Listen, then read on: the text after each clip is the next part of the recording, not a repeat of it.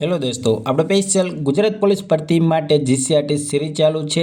એમાં આપણે ધોરણ 8 સામાજિક વિજ્ઞાનના ક્રમશ પાઠવાદ મોસ્ટ આઈપી પ્રશ્ન જોઈએ છીએ. એમાં આપણે 9 પાઠના મોસ્ટ આઈપી પ્રશ્ન જોઈ નાખ્યા છે. તે પ્રશ્નો ખૂબ જ મહત્વના છે. જો તમે તે પ્રશ્નો ના જોઈએ તો જોઈ નાખજો, તે તમને પ્લેલિસ્ટમાં મળી જશે. અને અત્યારે આપણે સામાજિક વિજ્ઞાનના 10મા પાઠના મોસ્ટ આઈપી 32 પ્રશ્ન જોવાના છીએ.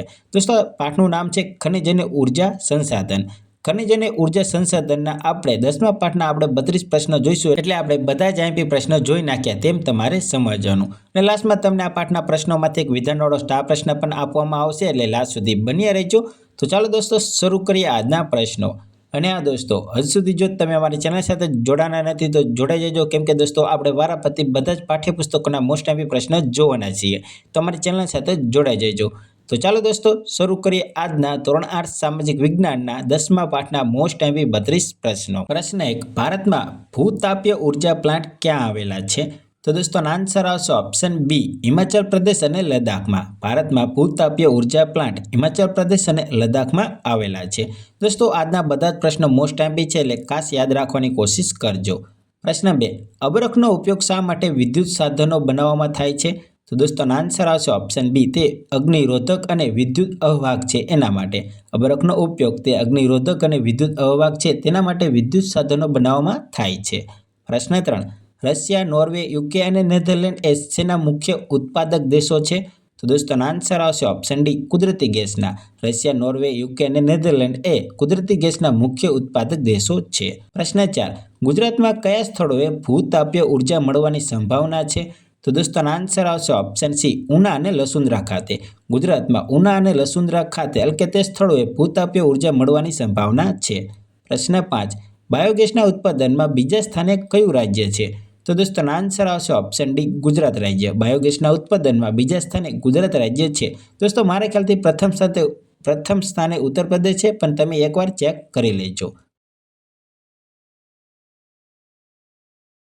પ્રશ્ન 6.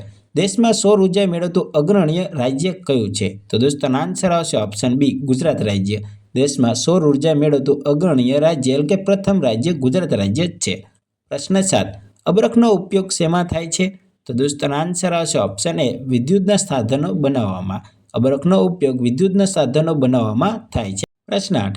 ચૂનાનો પથ્થર, અબરખ અને જીપ્સમ એ શેનું ઉદાહરણ છે? તો દોસ્તો આન્સર આવશે ઓપ્શન એ, અધાતુમય ખનિજોનું. ચૂનાનો પથ્થર, અબરખ અને જીપ્સમ એ અધાતુમય ખનિજોના ઉદાહરણો છે. પ્રશ્ન 9. પૃથ્વીના આંતરિક ક્ષેત્રોમાં ખનિજો અશુદ્ધિ સ્વરૂપે હોય છે, તેને શું કહે છે? તો દોસ્તો આન્સર આવશે ઓપ્શન સી, અયસ્ક. પૃથ્વીના આંતરિક ક્ષેત્રોમાં ખનિજો અશુદ્ધિ સ્વરૂપે હોય છે, તેને અયસ્ક કહેવામાં આવે છે. પ્રશ્ન 10. ગુજરાતમાં આવેલા સોલાર પ્લાન્ટની ક્ષમતા કેટલી છે? તો દોસ્તો આન્સર આવશે ઓપ્શન સી, 590 મેગાવોટ.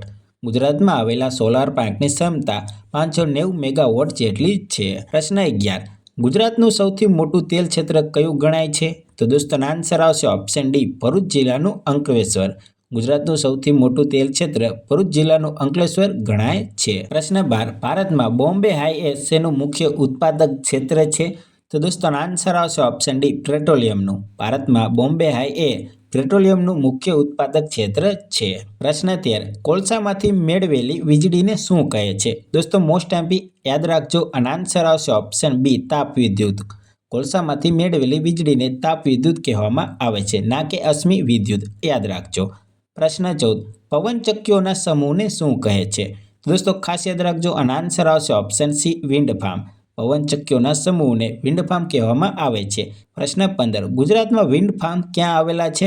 તો દોસ્તો આન્સર આવશે ઓપ્શન બી, લાંબા ગામે અને માંડવીના દરિયા કિનારે. ગુજરાતમાં વિન્ડ ફાર્મ લાંબા ગામે અને માંડવીના દરિયા કિનારે આવેલા છે. પ્રશ્ન 16. સંરચનાના આધારે ખનિજોના કેટલા પ્રકાર પડે છે? તો દોસ્તો આન્સર આવશે ઓપ્શન ડી, 2. સંરચનાના આધારે ખનિજોના 2 પ્રકાર પડે છે. અધાતુમય ખનિજો અને ધાતુમય ખનિજો, તેવા 2 પ્રકાર પડે છે. પ્રશ્ન 17. પવન ઉર્જા ઉત્પન્ન કરનારા અગ્રણી દેશો કયા કયા છે? તો દોસ્તો આન્સર આવશે option A, Denmark, Bharat, Spain. પવન ઉર્જા ઉત્પન્ન કરનારા અગ્રણી દેશોમાં ડેનમાર્ક, ભારત, સ્પેન ગણાય છે. પ્રશ્ન 18. એશિયાની સૌથી મોટી સૌર ઉર્જા યોજના ક્યાં આવેલી છે? તો દોસ્તો આનો આન્સર આવશે ઓપ્શન એ રેવા ખાતે, જે મધ્યપ્રદેશ રાજ્યમાં છે. એશિયાની સૌથી મોટી સૌર ઉર્જા યોજના રેવા ખાતે આવેલી છે, તે મધ્યપ્રદેશ રાજ્યમાં છે. પ્રશ્ન 19. કઈ ઉર્જાથી ઔદ્યોગિક વિકાસ શક્ય બન્યો છે? તો દોસ્તો આનો આન્સર આવશે ઓપ્શન ડી કોલસાની ઉર્જાથી. દોસ્તો કોલસાની ઉર્જાથી ઔદ્યોગિક વિકાસ શક્ય બન્યો છે. પ્રશ્ન 20. લિગ્નાઇટ કોલસો ક્યાંથી મળે છે? તો દોસ્તો આનો આન્સર આવશે ઓપ્શન સી ગુજરાત રાજ્યમાંથી. લિગ્નાઇટ કોલસો ગુજરાત રાજ્યમાંથી મળે છે. દોસ્તો બીજા રાજ્યમાં પણ થોડો ઓછી માત્રામાં મળતો હોય છે, એટલે વધુ માત્રામાં ગુજરાતમાં મળે છે, એટલે ગુજરાતમાં મળે છે તેમ કહેવાય છે. પ્રશ્ન 21. કઈ ધાતુનો ઉપયોગ ધાતુ ગાળણ ઉદ્યોગોમાં, હાઇડ્રોક્લોરિક એસિડમાં અને ચિનાઈ માટીની વસ્તુની બનાવટમાં થાય છે? તો દોસ્તો આનો આન્સર આવશે ઓપ્શન સી ફ્લોરસ્પારનો. દોસ્તો ફ્લોરસ્પાર ધાતુનો ઉપયોગ ધાતુ ગાળણ ઉદ્યોગમાં, હાઇડ્રોક્લોરિક એસિડમાં અને ચિનાઈ માટીની વસ્તુઓની બનાવટમાં થાય છે. પ્રશ્ન 22. આમાંથી એટલે કે નીચેનામાંથી ભારતના કોલસા ઉત્પાદક ક્ષેત્રો કયા છે? તો દોસ્તો આનો આન્સર આવશે ઓપ્શન એ રાણીગંજ અને ધનબાદ. દોસ્તો નીચેનામાંથી રાણીગંજ અને ધનબાદ જે ભારતના કોલસા ઉત્પાદક ક્ષેત્રો છે. પ્રશ્ન 23. અયસ્કની શુદ્ધિકરણ કર્યા પછી શું મળે છે? તો દોસ્તો ખાસ યાદ રાખજો, આનો આન્સર આવશે ઓપ્શન ડી વિવિધ ખનિજો મળે છે. અયસ્કની શુદ્ધિકરણ કર્યા પછી વિવિધ ખનિજો મળે છે, જેમ કે લોખંડ, તાંબુ, પિત્તળની બધી વસ્તુ. પ્રશ્ન 24. ગુજરાતમાં સૌર શીતાગારની સ્થાપના કોણે કરી હતી? તો દોસ્તો આનો આન્સર આવશે ઓપ્શન બી જેડાએ. ગુજરાતમાં સૌર શીતાગારની સ્થાપના કોણે કરી હતી? તો જેડાએ કરી હતી. તો દોસ્તો આનું ફૂલ ફોર્મ તમને યાદ હોય તો તમે કમેન્ટમાં, ચાલો હું જણાવી દઉં. ગુજરાત એનર્જી ડેવલપમેન્ટ એજન્સી તેનું ફૂલ ફોર્મ છે. પ્રશ્ન 25. પૃથ્વી પર આશરે કેટલા ખનિજો છે? તો દોસ્તો આનો આન્સર આવશે ઓપ્શન એ 3000થી વધુ જેટલા. પૃથ્વી પર આશરે 3000થી વધુ જેટલા ખનિજો છે. પ્રશ્ન 26. રાષ્ટ્રીય અર્થતંત્રની ધોરી નસ કોને ગણી શકાય?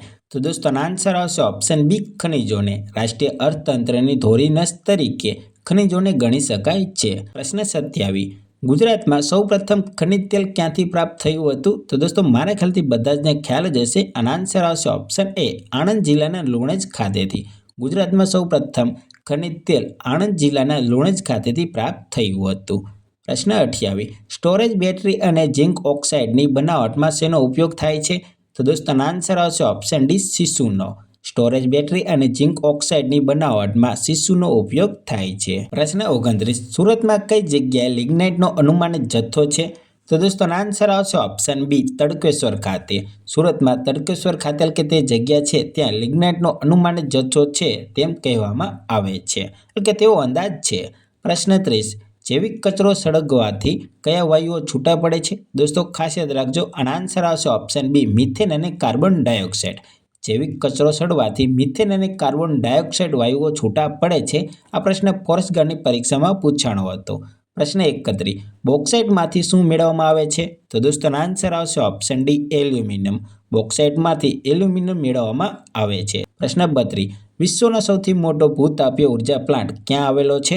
તો દોસ્તો ખાસ યાદ રાખજો, આનો આન્સર આવશે ઓપ્શન ડી યુએઈમાં. વિશ્વનો સૌથી મોટો ભૂતાપીય ઉર્જા પ્લાન્ટ યુએઈમાં આવેલો છે. અહીં થોડી ટાઈપિંગ ભૂલ છે, પણ તમને મેં સાચું જણાવી દીધું છે. તો દોસ્તો આજના 32 મોસ્ટ એમ્પી પ્રશ્ન પૂરા કરીએ છીએ. આ પ્રશ્નોમાંથી હવે તમને એક વિધાનવાળો સ્ટાર પ્રશ્ન આપવામાં આવે છે. તેનો જવાબ તમારે જાતે કે કમેન્ટમાં જણાવવાનો છે. તો દોસ્તો સ્ટાર પ્રશ્ન છે, નીચે આપેલ વિધાનો તપાસો. તો દોસ્તો તમને 2 વિધાનો આપ્યા છે, તે તમારે તપાસવાના છે, એટલે કે જણાવવાના છે કે સાચા છે કે ખોટા તે તમારે જણાવવાના છે. તો પહેલું વિધાન છે, ભારતનું સૌથી મોટું તેલ ક્ષેત્ર મહેસાણા જિલ્લાનું અંકલેશ્વર ખાતે ગણાય છે, એટલે કે અંકલેશ્વર ગણાય છે. ભારતનું સૌથી મોટું તેલ ક્ષેત્ર મહેસાણા જિલ્લાનું અંકલેશ્વર ગણાય છે. બીજું વિધાન છે, ગુજરાતમાં ધોલેરા, ધોળકા સ્થળોએ ભૂતાપીય ઉર્જા મળવાની સંભાવના છે. તો દોસ્તો આ 2 વિધાનો આપ્યા છે, તેમાંથી તમારે ઓપ્શન આપણે જોઈએ તો પહેલું ઓપ્શન છે માત્ર બીજું વિધાન યોગ્ય છે, એટલે કે બીજું વિધાન સાચું છે. ઓપ્શન બી બંને વિધાન યોગ્ય છે, એટલે કે બંને વિધાન સાચા છે.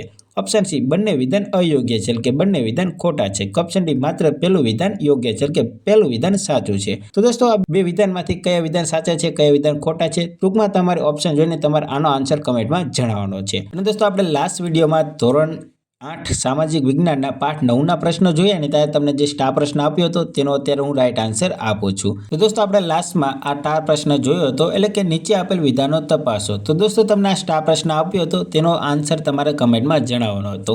તો દોસ્તો 3 વિધાનો આપ્યા હતા, તેમાંથી તમારે રાઈટ આન્સર જણાવવાનો હતો. તો તમને ડાયરેક્ટ આનો રાઈટ આન્સર જણાવું છું. આનો આન્સર આવશે ઓપ્શન ડી આપેલ તમામ વિધાન યોગ્ય છે, એટલે કે આપેલ તમામ વિધાન સાચા છે.